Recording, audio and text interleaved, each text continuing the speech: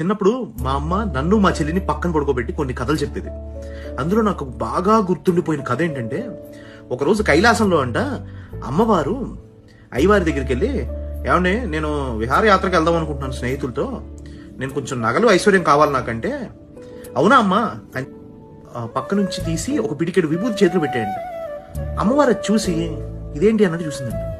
చూస్తే ఇది తీసుకెళ్లి కుబేరుడికి ఇచ్చి దీనికి తగినంత వచ్చే బంగారం తీసుకుని వెళ్ళమ్మా అన్నాడు. అంటే సరే అని చెప్పి అమ్మవారు అలా మేమాంసతో వెళ్ళి మన కుబేరుడు గారికి ఇచ్చిందంట. ఇస్తే కుబేరుడు ఆ విభూతి తీసుకెళ్లి ఒక త్రాసులో వేసి తన దగ్గర ఉన్న ఐశ్వర్యం మొత్తం అందులో పెట్టినా సరే ఆ త్రాసు ఇంచు కూడా కదలేదు.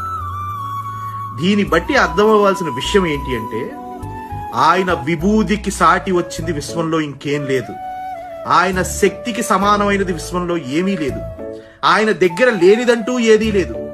కానీ ఆయన దగ్గర ఉన్నది ఏది ఆయన ఉంచుకోకుండా అందరికీ ఇచ్చి ఒక యోగిలా, ఒక త్యాగిలా తిరిగేవాడే నా తండ్రి శంకరుడు. ఈశ్వరుడంత గొప్పవాడు, శివుడంత గొప్పవాడు. అర్థం చేసుకునే మనసులో ఉంటుంది.